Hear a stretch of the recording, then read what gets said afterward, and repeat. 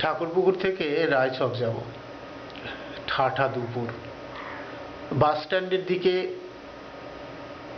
আসছিলেন রোগা ছিপছিপে মাঝবয়সী এক ভদ্রলোক।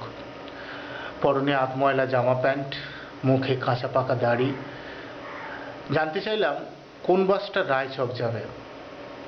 ভদ্রলোক আমার দিকে এগিয়ে আসা বাসটার দিকে দেখিয়ে বললেন, ওটা যাবে, তবে দেরি হবে। পেছনের গাড়িটায় যান। পেছনে ছিল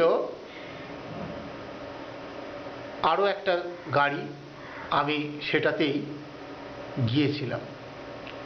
মাঝ রাস্তায় অবাক হয়েছিলাম।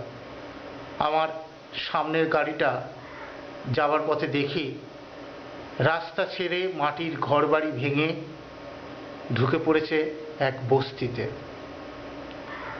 কে আমায় অলৌকিকভাবে সেই যাত্রায় বাঁচিয়ে দিয়েছিল। কে যেন দরজায় ঠক ঠক করল। দরজা খুলে দেখলাম কেউ নেই। যেই এসে বসেছি চেয়ারে, সিলিং থেকে চলন্ত ফ্যান খসে পড়ল মাত্র 2 হাত দূরে। ফ্যানের তলা দিয়েই গেছি এসেছি। মাথায় পড়লে মাথাটা থেঁতো হয়ে যেত। বিস্ময়, আজও জানতে পারিনি কে দরজায় নক করেছিল।